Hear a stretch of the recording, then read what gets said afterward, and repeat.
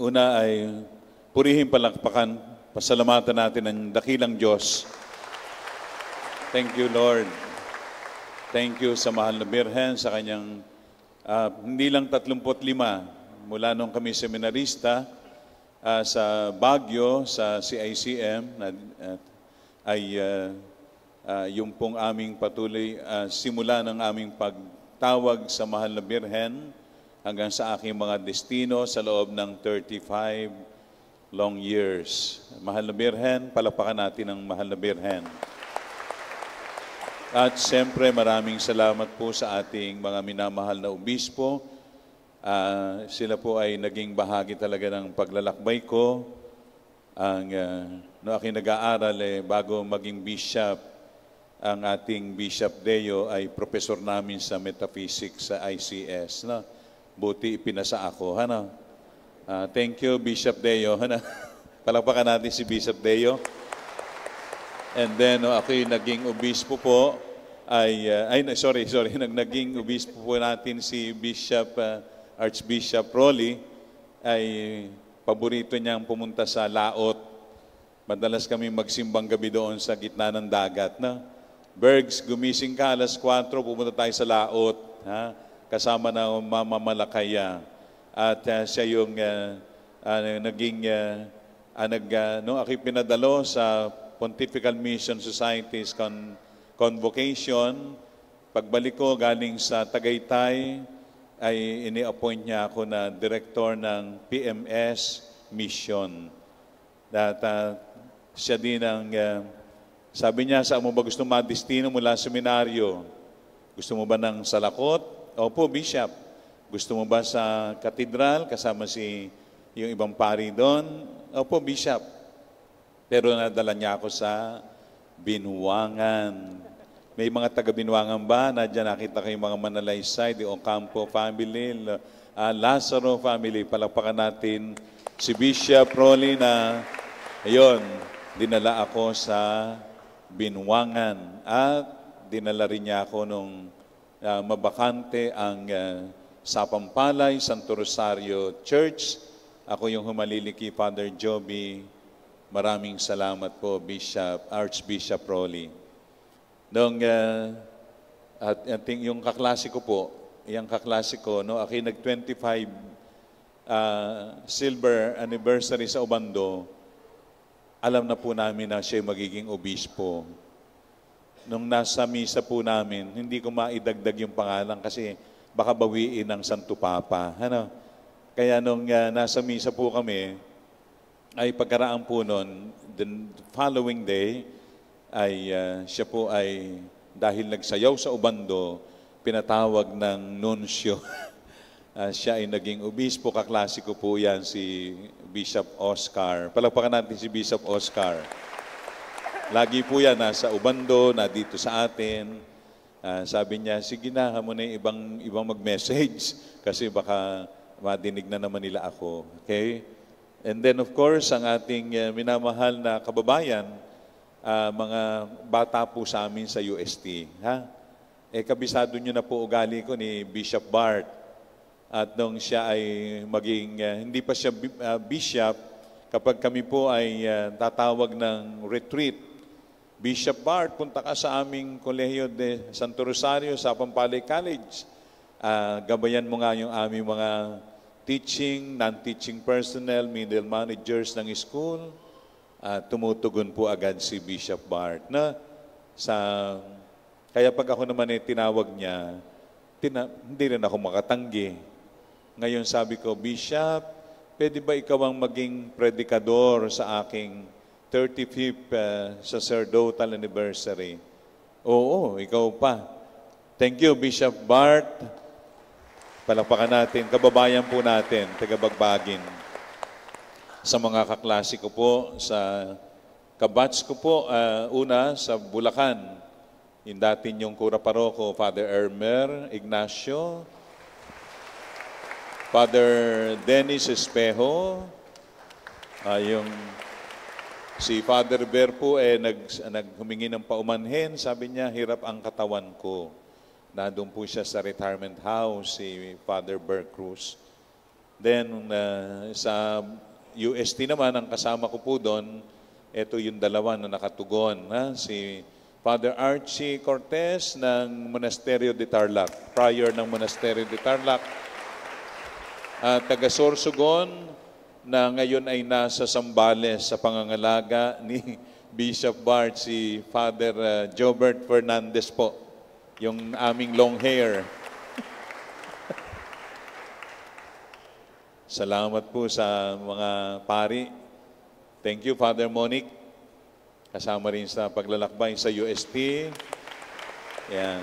Thank you, Monsignor Manny Villaroman ng Angat. Thank you sa pagiging mentor ko sa seminaryo at sa Ubando. Siya po yung sinusundan ko, Bishop Dennis. Sa seminaryo, sinundan ko siya. Sa Ubando, sinundan ko siya. Father Coco ng aming bikarya, ang minamahal namin si Father Coco Tibayan ng Bagbagin Church. One Vision.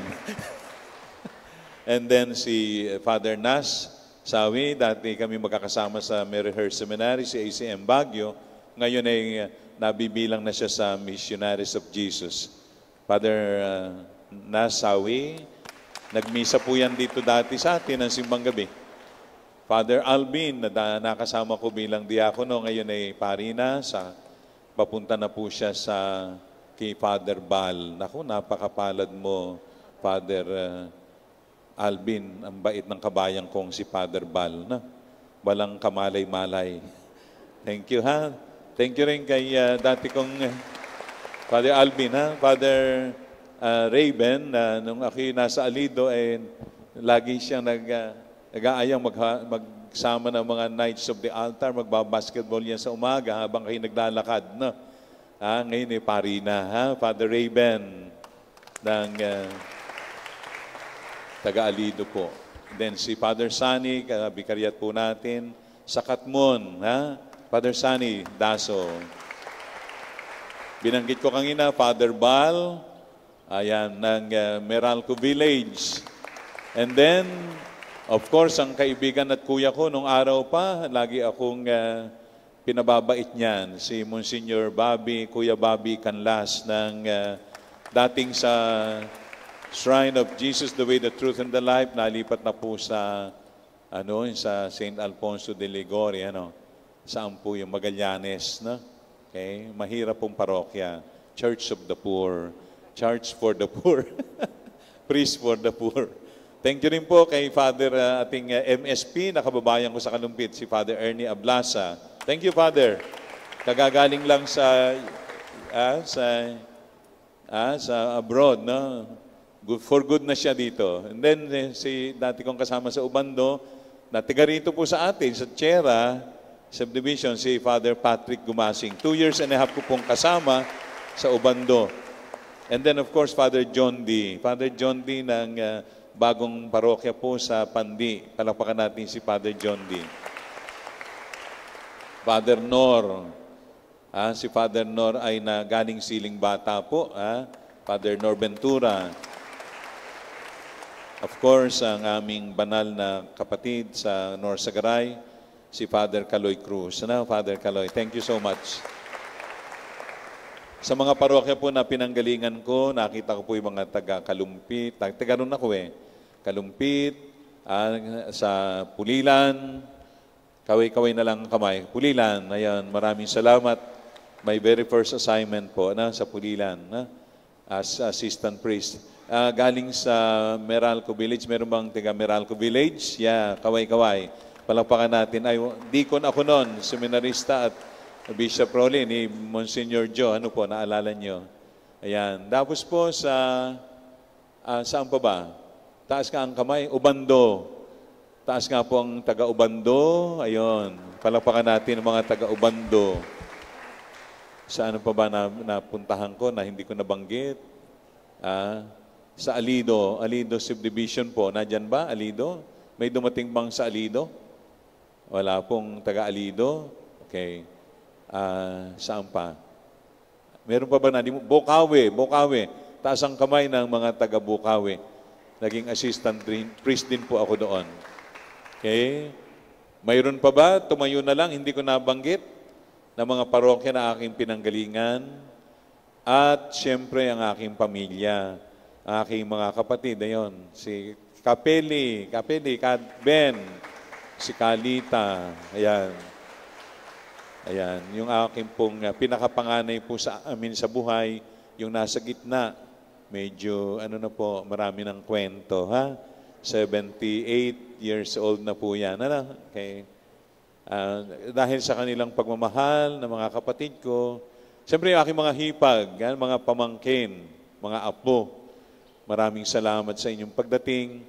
Alam nyo, kung meron tayong isa sa mga powerhouse sa ating bukasyon ay yung pamilya. No? Kasi bunso nga ako, love na love nila ako. Ha? Mahal na mahal ko rin po sila. Thank you so much sa inyong pagmamahal, mga kapamilya ko, kapatid, mga hipag, mga bayo ko'y wala na, napunta na kay Lord, ha? At sa aking mga pamangkin at mga apo. Sa mga parokyano po, tumayo nga po yung mga taga Mount Carmel, Pulumbuhangin, tumayo nga po kayo. Ayan po sila, mga leaders, mga parishioners po, active members ng parokya. Maraming salamat. Palapakan natin ang Pulumbuhangin. Naalala ko, Bishop Dennis, hindi ko pinahalata sa inyo na natanggap ko yung appointment letter ko noong February at ang tanong niya lang ay, sabi niya ay, nasiyahan ka ba? Hindi ko pinahalata. After 1 week ako, Sister Dom, tsaka ako nag-text kay Bishop Dennis, I must confess now. Sabi ko, Bishop, salamat po sa bigay niyong parokya, napupuntahan ko ang Our Lady of Mount Carmel sa Pulumbuhangin. At masaya po ako. Maraming salamat, Bishop. Yun po yung aking mga salita na ipinadala kay Bishop sa aking text message. Sabi niya, salamat naman, Father Bergs, nasiyahan ka sa iyong destino. Alam po mga obispo na-under ako sa kanila, Archbishop Rolly, Bishop Deo, siya ka-adjutor bishop, and then Bishop Dennis, never po ako na nag-complain kung saan ako pupunta. Pag binigay na sa akin yung appointment letter, kaagad-agad, sasabihin ko agad ay, yes, Lord, dito ako pupunta. Mahal ko na po agad yun. Ha? Kaya huwag kayong mag-alinlangan, mga taga-Pulumbuhangin. Mahal na mahal ko po ang ating parokya. Amen? Amen. May nakalimutan ako. Isa sa assignment na binigay ni Bishop Rolly noon ay ang pangasiwaan, maging spiritual advisor ng Bukas Loob sa Diyos Covenant Community. Tumayo ang mga taga-BLD ng diocese. Ayan po, sila po yung mga leaders at ng Bukas Loob sa Diyos Covenant Community. Yun lang po, maraming salamat sa ating choir, sa commentator, sa wala palang lay minister collectors ng love offering, Knights of the Altar. Sabi ni Father Christopher Tupe Rivera, nung isang araw, no, ako'y dumalo sa silver anniversary ni Father Rico Crisostomo. Father Bergs, may pumunta na bang mga Knights of the Altar galing sa Pulumbuhangin? Sabi ko, Brother Tupe, malapit na po silang pumunta. Father Joseph Cruz ng Minor, sabi ko, malapit na pong humiwalay sa kanilang mga girlfriend ang aming Knights of the Altar para po pumasok sa seminaryo. Ha? At sinisika po namin na manawagan lagi para sa bukasyon. Of course, kayo kung kalimutan yung aking mga old friends, mga schoolmates, mga ex-seminarians ng Maryhurst CICM Seminary sa Baguio at galing din sa New Manila, sa Mary Hill School of Theology. Tumayo nga po kayo, mapalakpakan kayo, mga bro. Ayan po. Thank you. Thank you po sa kanila. Yun lang po.